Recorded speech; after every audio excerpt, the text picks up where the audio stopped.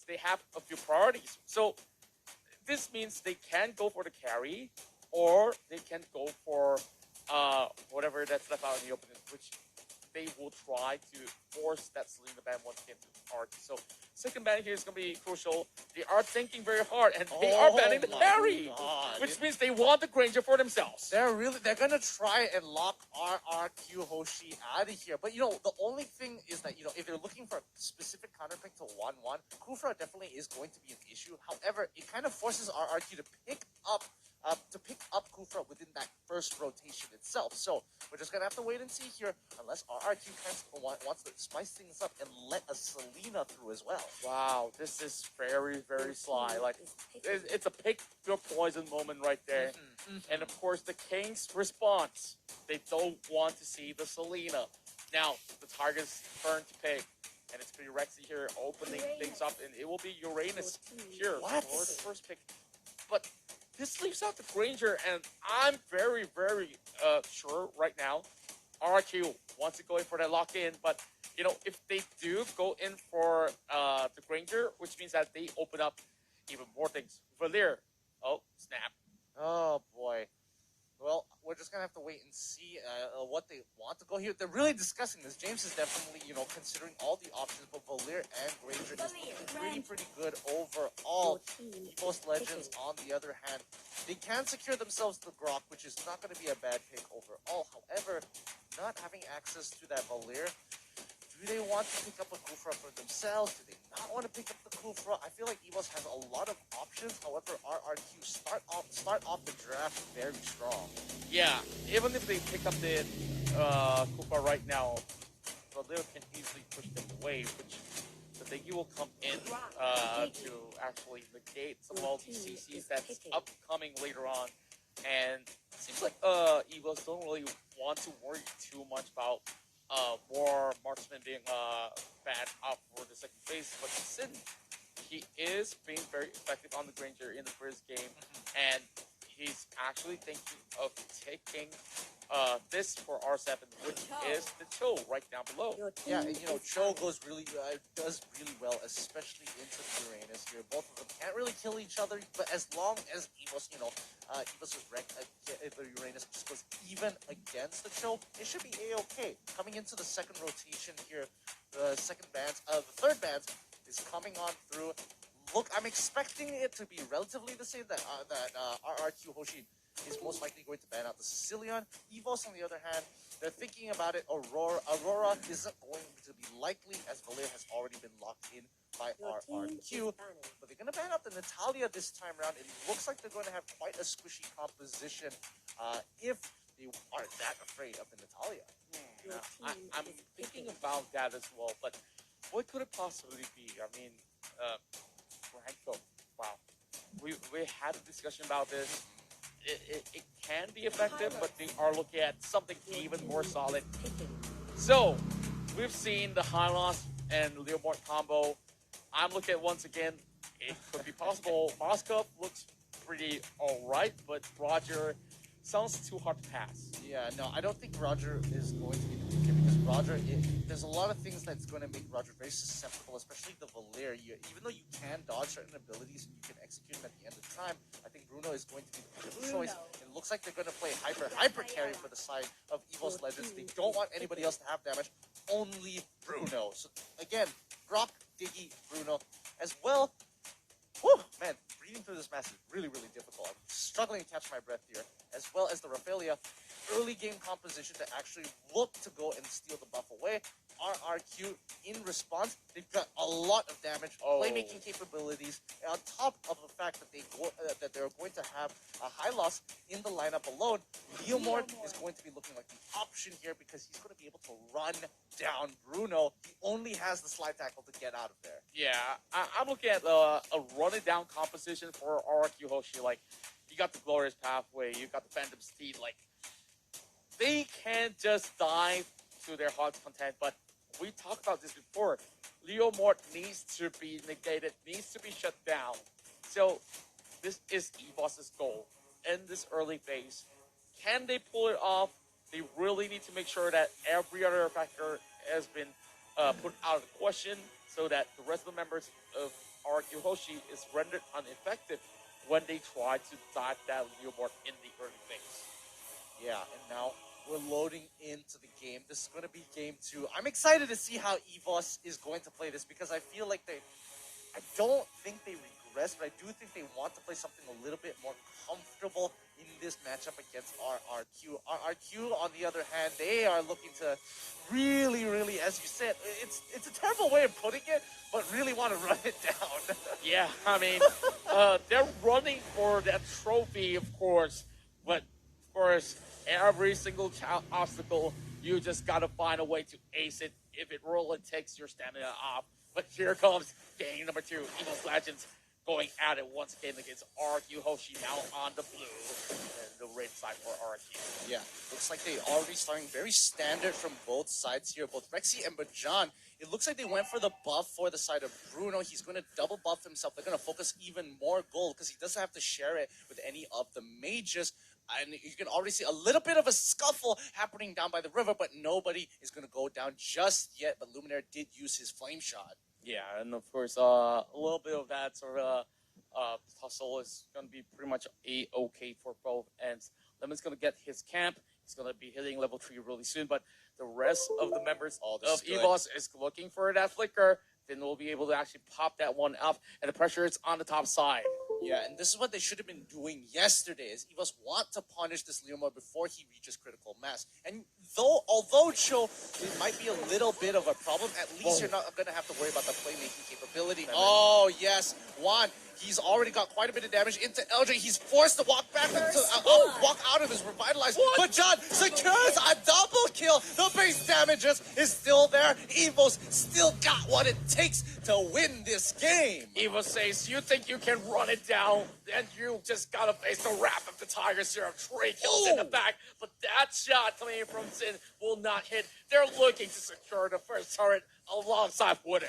Just notice the rotations coming in from Evos here. You can already see that Uranus bothered from bot lane, rotate up to the mid side to catch that wave. And now they want one more kill. The Holy Baptism comes out. The ult from the Bruno. LJ is next to fall. Lemon tries to use the momentum to slow them down, but it's just a tad bit too late. Evos have profited 4-0 so far, and it's only been 2 minutes into the game. Wow, I'm definitely stoked for what Evos now has turned up with, and this time around they are making no mistakes at all. But RQ, they are responding in a very different light. They are trying to get more EXP from the enemy lines, and as for Evos, they've already reaped so much of all these rewards. They have already hit those levels that they need.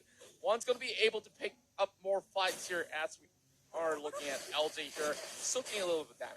Turtle resurrecting soon. Holding their guard here is LJ. Won't be able to do too much. Even the revitalize is only coming back up in about 8 more seconds. LJ taking a little too much, but John with the wild charge here. But luckily, the glorious pathway is going to keep him a little longer. Wrecked in the back line, trying to secure the kill. However, luckily Lemon was there to kind of respond to this and give the information to LJ so he doesn't go too far. But John and Diggy go down to the bot side. They don't want to lose the tower for no reason whatsoever.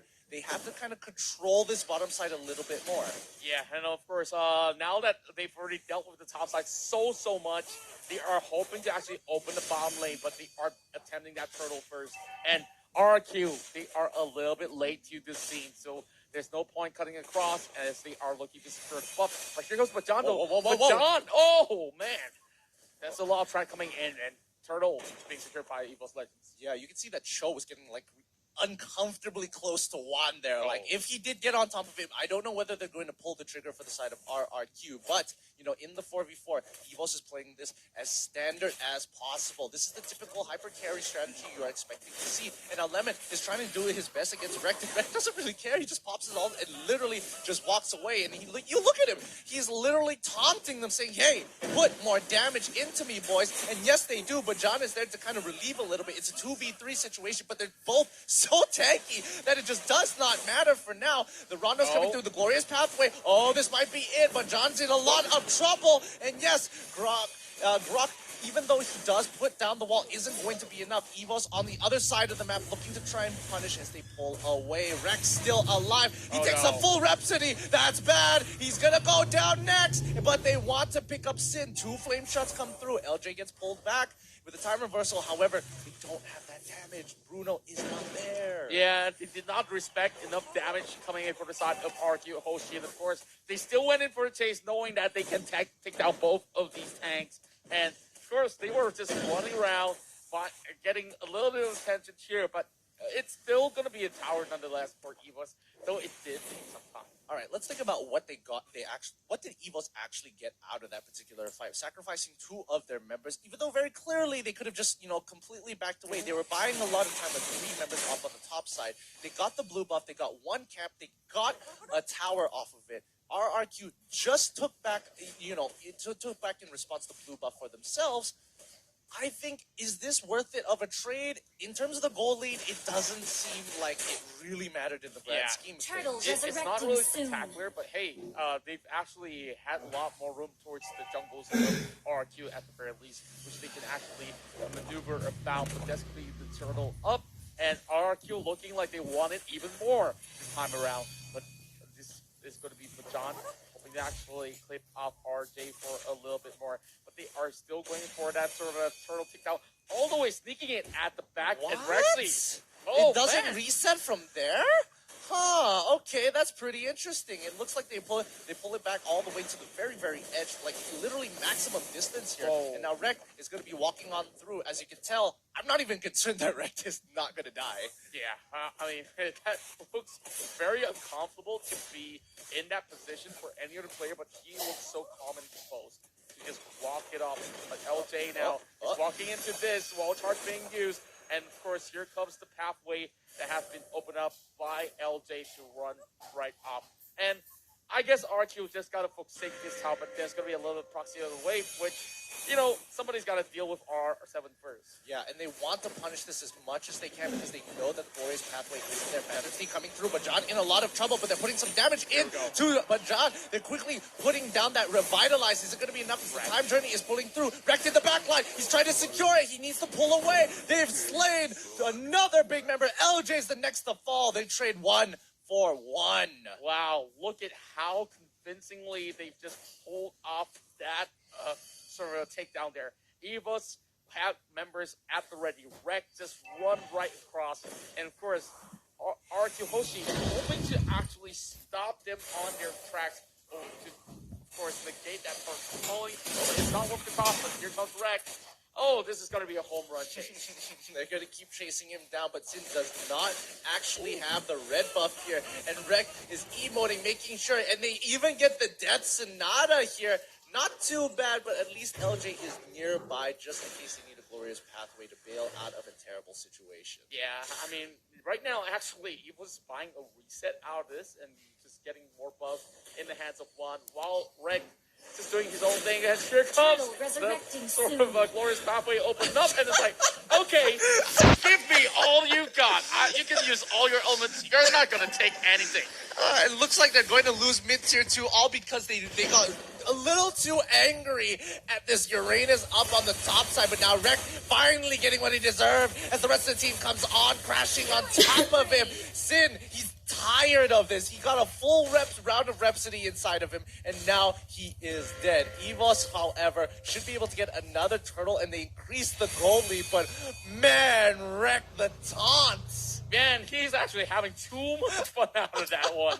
But hey, Lemon is actually knocking on the doors already, and here comes Bajan. He's looking for a little bit of that sort of redemption, but by the time that Evos already covered the top side, Rek should be up any minute by now. Yeah, and Evos want this game to be a very low sort of a low kill game. That's the word, because a lot of them are taking Bounty Hunter. Notice who actually has it. Leomord, instead of going for high and dry, he wants to be able to get more items at a faster rate. However, he needs to be part of these fights. So that's why Uranus being annoying is very, very beneficial here. As Sin, he comes on through. He wants to pick up Rekt one more time. Can Rekt actually pull through as the Death Sonata? Sin did not miss this time. But on the top side, they've already turned this around. The Wild Charge, LJ trying to get on out of there. It isn't enough, but Lemon, with all the damage that he has, is getting chucked out by Juan, who's a little too big for these shoes. And of course, the same trick does not happen twice for Evos, but they are still having quite a number of rewards up in the top lane. But I'm looking at the side of RQ Hoshi.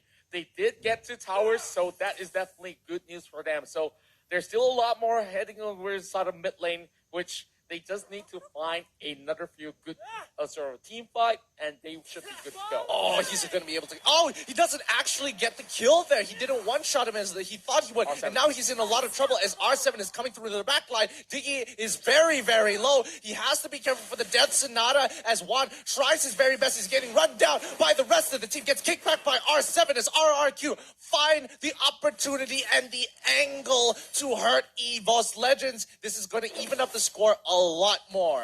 Yeah, that is what I was just talking about. That just need to find the right fight. But I felt like it was really positioning errors that really cost it for Evos Legends. Oh, for sure, yeah. And now we're looking at that Lord already sitting by that pit over the top side here, and Evos don't have priority yet. Oh boy, this is a lot closer than I would have thought, especially for both of these teams, you know. But the longer this game goes, the more and more likely Evos is going to win based on the stats. The Phantom Steam comes down from Lemon, but nobody to really get on top of it. But John getting quite a bit of damage onto the Death Sonata. They can't secure the kill onto him. Lemon, the Glorious Pathway was just a little too late. That movement speed would have been so useful. Oh, definitely will be useful. But here comes a little bit of that sort of health regain coming in from the side of the Evil side. But over bottom side, R7! Oh my goodness, he's definitely so efficient on that show. And he will be able to get that one kill. And not only that, now the Lord falls in the hands of RRQ Hoshi. Yeah, this is becoming very, very difficult for the side of Evos. Because of that one blunder, they ended up losing priority over Lord. Bottom side took a little bit of a hit here, and you can see that. But John, after that fight, he didn't base straight away. He went straight down to the bot side to protect that inhibitor turret. His life was a lot less worth it than that inhibitor. And again, Rekt going down. He has the immortality here, but too many kills are going over to RRQ Hoshi here, as that, again, Bounty Hunter stacks probably already complete by now. Yeah, I'm very sure of that. And Rekt is no longer efficient on his sort of attempts. And they have all the damage towards that Granger. Already 6 kills straight for him. If this carries on, I'm very sure MVP will go towards his hands because, yeah, KDA matters. Yeah, KDA matters here. And, you know, RRQ has turned things around right now. However, can they close out this game? It's going to be a little tough because RRQ are abusing their split push capabilities here, as Granger is a little too big for even the likes of Bajan, the biggest tank they got to deal with. Lord's coming through, Lemon's getting on the Phantom Steam just in case anybody needs to go through. Bajan comes with a wild charge, but it's not going to be enough though. Death Sonata not going to land onto the right target here. Wad's in trouble. He has to dash on out of there. He got very close to killing Sin there. Yeah. So close. And that definitely is a definitely big gas of air coming in from the side of one. But good news is that Evos Legend will still be able to actually defend it for quite some time. But after that one big fight that erupted inside the jungle of RRQ, they managed to take so much out of it. Okay, let's have a look again. Of course, you saw Lemon trying to dive right through, but John sort of falling back. They only got a tower, and it was that time journey that actually saved one right there. Yeah, and that was so important because the last shot from Granger is a guaranteed crit, and it does bonus damage as well. So he's got to be extra careful. Most marksmen kind of forget, like, oh yeah, he's running out of ammunition. Then he's going to reload. Then I don't have to worry about too much. And then they get hit by the last shot in the chamber and realize, oh no, I just lost literally 60% of my HP. Yeah, the good news right now is that the Grok will be able to actually have something in favor of them. But oh man, Rex is just having too much of his shots, and she still survives. But here comes LJ though. He's already opened into that passage, and they are now committing towards the mid lane. Lemon, he tries to go in, but doesn't exactly find the right target, so he decides to back out here. Rexy got hit pretty hard, however, the skill isn't there. He needs one more auto attack. He actually does it, and the flicker coming through. He goes into the Winter Trudger for it. Lemon doesn't actually have his Phantom Steam, but he's trying his very best. The momentum wasn't enough to kill him. Not enough again. Oh my God! Rexy literally just saved this entire fight with a time journey from downtown. And he kept one alive for him to secure that triple kill. Now, out of nowhere, R7 will have to back away. Now, Evos is time to shine. They are marching up to the top mid side here. R7, but check should the brush. go in. Check the brush. No way. He actually gets to actually recall. And now the Cho will be able to actually buy a little time. But is it going to be enough though? 4 members now knocking at the door. It's going to be the time, and they are going to knock him away. They are only here, and they do it. And it will be a draw. And this is 1 for all, and all for one for